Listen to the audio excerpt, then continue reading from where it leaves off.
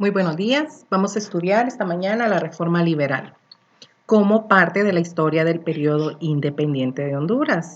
¿Sí? Bueno, vamos a empezar nuestra presentación cortita, breve y concisa acerca de la reforma liberal. Proceso histórico de Honduras que está marcado en los años de 1870 a 1920. Esta reforma liberal tiene antecedentes, fue impulsada en los países de Argentina y Venezuela previamente. En Centroamérica va a ser promovida por un guatemalteco, Justo Rufino Barrios, y en Honduras por Marco Aurelio Soto y Ramón Rosa. ¿Sí? Tenemos aquí la imagen de dólares, una compañía, dos manos o dos países, ¿verdad? Estrechándose por convenios o por un arreglo acerca de la tierra. Y ahí pues dinero, moneda volando. Pues ese va a ser el objetivo principal de esta reforma liberal, que va a ser, número uno, modernizar el Estado de Honduras o el territorio de Honduras y, número dos, promover el desarrollo económico por medio de una entrada de capital extranjero, ¿sí? Tanto de países del norte de América como de Europa. ¿Cómo lo van a hacer? Concesionando, haciendo concesiones o otorgando concesiones en la mayoría de los casos, ¿verdad? Que va a ser la venta de tierras, de vender nuestras tierras a bajo costo para el uso exclusivo de compañías extranjeras. ¿Sí? Eso va a ser el objetivo primordial de la reforma liberal. Les repito, les recuerdo, entonces va a permitir la entrada de capital extranjero, otorgando ¿qué? Concesiones. ¿Para qué? Para vender la tierra, nuestras tierras, ¿a quiénes? Pues a las compañías extranjeras.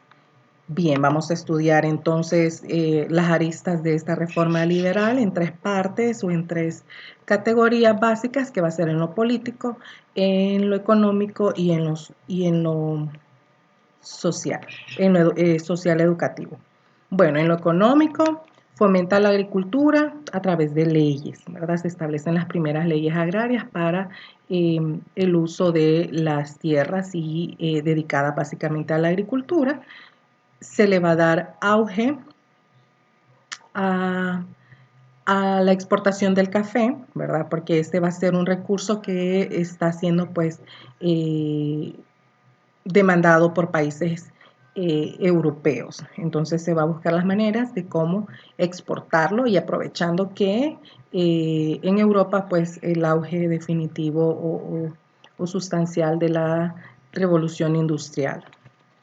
Se reorganiza y se estabiliza el sistema monetario, se funda la Casa de la Moneda, la Dirección General de Estadística, se impulsa el negocio del banano, se construyen carreteras, ¿verdad? Y se mejoran caminos, se van a mejorar las vías de comunicación, se da la apertura a capitales extranjeros, ¿verdad? Que va a ser el objetivo primordial de la reforma liberal. Se construyen nuevos puertos y se establecen todas las líneas de barcos de vapor, ¿verdad? Que van a mejorar, por supuesto, las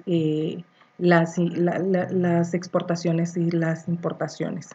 Y se establecen, pues ya les decía, algunas instituciones eh, monetarias o de la banca.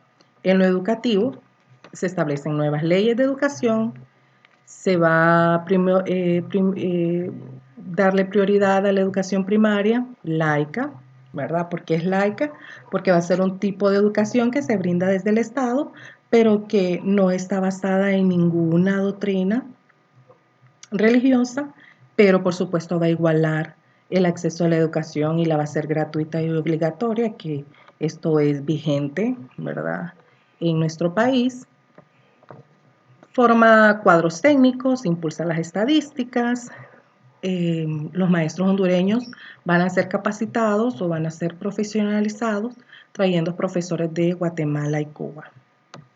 Vamos a continuar con nuestra presentación. Creo que me faltó aquí un poquito con relación a Lo político, se separa la Iglesia del Estado, que ya se había dado en años anteriores, ¿verdad? Con Francisco Morazán. Se organiza y profesionaliza el Ejército Nacional por primera vez, ¿verdad? Eh, el Estado va a organizar el Departamento de Guerra y se profesionaliza el ejército. ¿Cómo? Pues proveyéndoles de armas y uniformes, ¿sí? Por primera vez en nuestro país. Se contribuye a que un Estado esté ejercido bajo leyes que centralicen el poder y contrarrestar los caudillos y guerras civiles, ¿verdad? Y por eso aparece el Ejército Nacional. Se crean nuevos departamentos en lo político, ¿verdad? Administración política, lo físico, nuestro país pues va a tener mayor cantidad de departamentos, se garantizan derechos individuales y afianzamiento de los lazos diplomáticos con países de América y de Europa. Vamos a mejorar, por supuesto, las relaciones diplomáticas con otros países. Bueno, en lo económico, en lo educativo.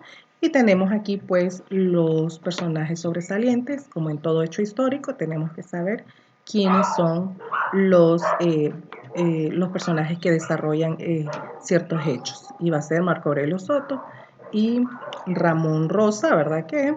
Pues la historia nos señala que ellos eran primos, él es el que va a dar mayor auge a la educación en nuestro país y por supuesto él pues es el que idealiza todas estas reformas que van a modernizar el Estado.